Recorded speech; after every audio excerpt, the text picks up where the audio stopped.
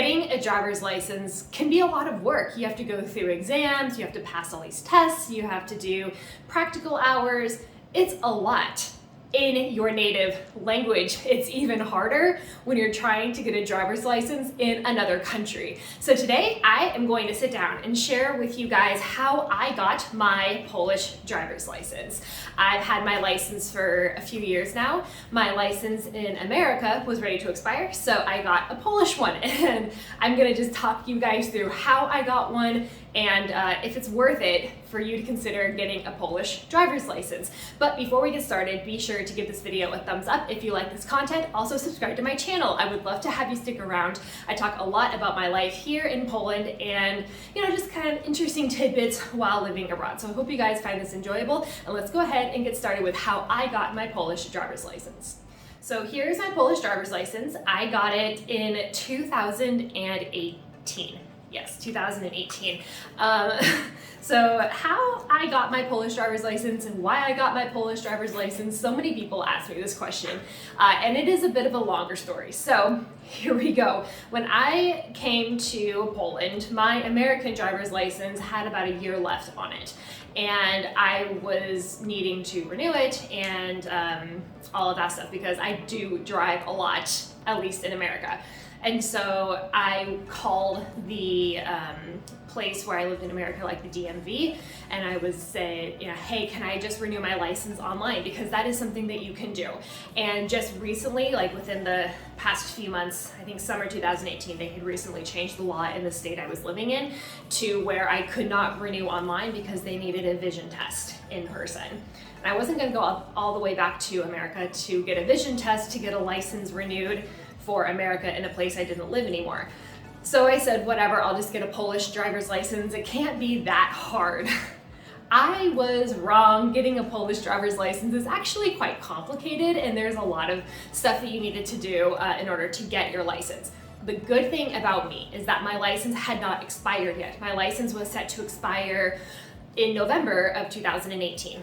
And if I got my license before November 2018 for Poland, then I would not have to take the actual driving school here in Poland, which is like 6 to 9 months long. It's very intensive, it's expensive, and it's just a big pain in the butt. And so I decided, whatever, I'm just gonna take the test because I just had to take the test in order to get the Polish license since my American license was already valid. So I said, okay, no problem, we'll just go ahead and start studying for the test.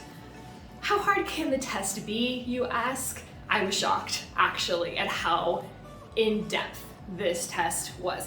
Granted, I got my American license when I turned 16. I don't remember it being hard. I remember it being like 15 or 20 questions and then a driving test, and then you got your license and it was no problem. And where I'm from in America, everyone drives. I think that's pretty much the case for this whole country, is everyone drives and everyone tends to get their license around 16 years old. I remember it was such a big deal when I finally got my license. I drove everywhere, I took my friends everywhere. I had every excuse to go driving. Oh, my mom needs something from the grocery store. Send me, give me the keys, I'll go right now, I'll go get something for you. Even if it was something as small as, a piece of bread or a pack of butter or something. Like, I didn't care what it was, I would go pick it up. And so I've been driving for so long that, the rules of driving really shouldn't be that different. So at the time I was 28 and it's like, okay, well, I've been driving for 12 years, like the tests in Polish should not be difficult. Thankfully, the test that I took here in Poland for the driving test was not in Polish, it was in English, but it was a direct translation from Polish to English. And if you know anything about the Polish language, you know that when it directly translates, sometimes it does not make sense. And at the time I know zero Polish, so I couldn't even begin to understand if they translated it wrong, what it could mean instead. So I got this exam book for the Polish driving test. It is 3,000 questions. 3,000 questions, and the exam takes 30 of them from the 3,000 questions from like this word bank and puts them in the exam. And the exam is weighted. So you have to get like a 90% on the exam in order to pass. But so it could be that you miss 2 questions and you pass, or you miss 1 question and you fail, because every question is weighted differently.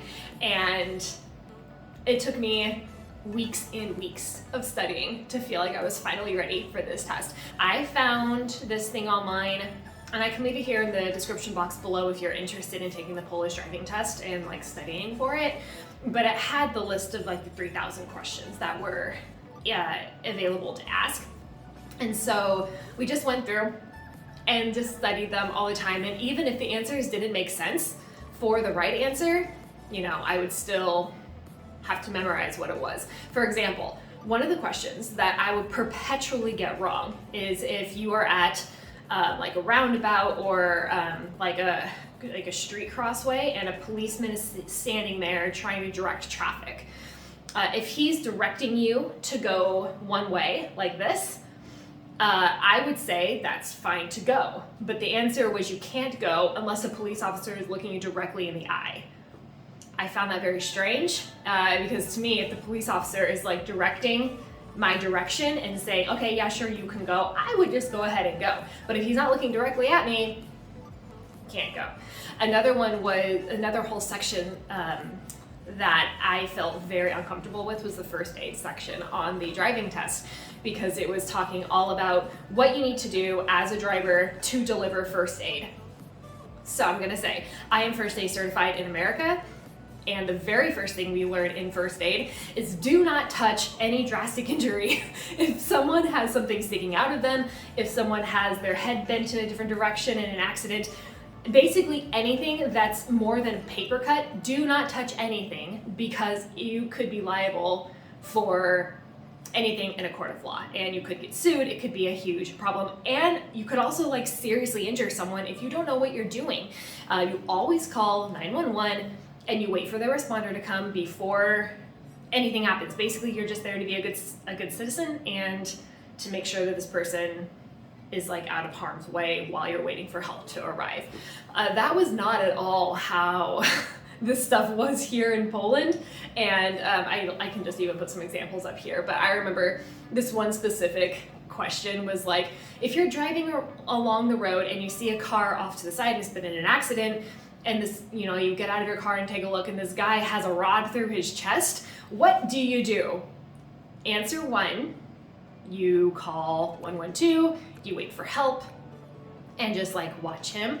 Answer 2 is you try to stabilize him a little bit, make him comfortable, and then call 112. Or number 3, you pull the rod out of the chest, you try to stop the bleeding, you do everything you can to save his life, and then you call 112.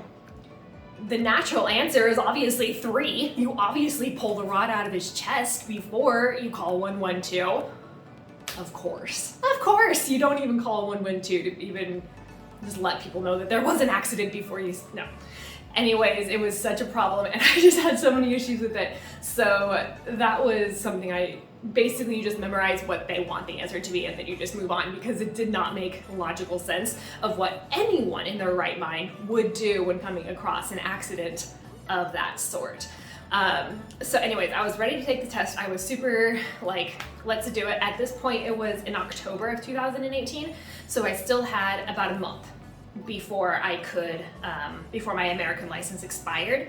And so I was on a deadline. And if my license did expire from America, then I would have to go through the whole driving exam and like the classes and everything. So I was very much feeling the pressure. Thankfully, here in Poland, you can retake the test as many times as you want. I think it's like every 2 weeks that you can retake it.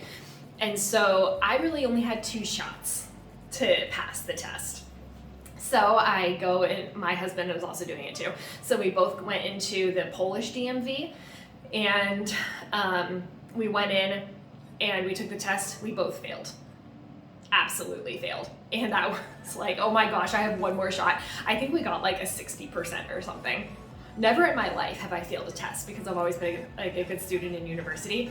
I've never failed a test until that Polish driving test. That was awful. I will never forget that feeling. So I went home, studied. I studied that test so hard and I was so prepared. So I went in the next time, 2 weeks later, so literally right before my license was going to expire. I think I got a 91%.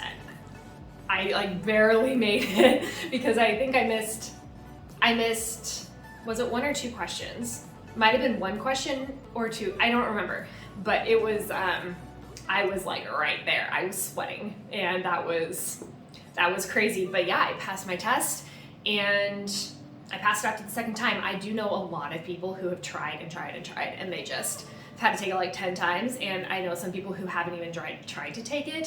So I feel very fortunate to have got it just in the nick of time. It's definitely my fault for waiting so long to do it and having myself on a time crunch, because who knows what would have happened if I did not pass it that second time.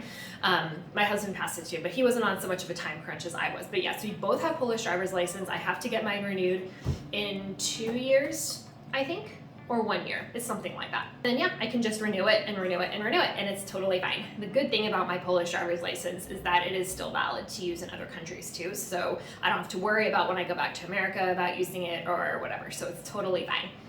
So now, to answer questions that you guys may have about the Polish driving test, the first one I get all the time is, do I actually need a Polish driver's license?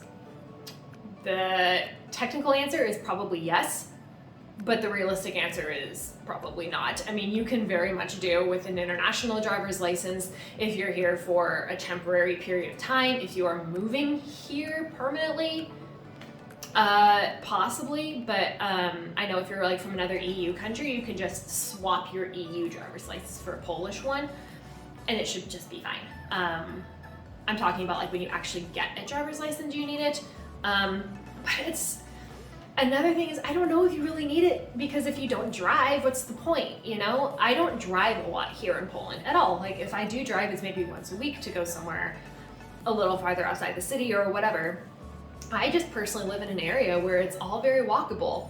I don't really ever need my car. And if I do ever need public transport, like as in with a car or something, I can get an Uber. I can take the tram. I can take a scooter. I can walk. I can do so many other things rather than drive. I mean, driving is convenient, yes, but also traffic here in Krakow is very bad, and it's becoming worse and worse every single day. And you know, if you're trying to go somewhere, say across the river into Kazimierz, it's gonna take 45 minutes in bad traffic, you know, because it's so congested all the time. So at that point, you might as well walk or take a scooter or take a tram, and it's so affordable to do all of those things. So yeah, I mean, that's kind of my 2 cents. If you really want a Polish driver's license, more power to you. Please go for it, enjoy yourself, have a great time studying for the test and having your mind be blown with all these questions.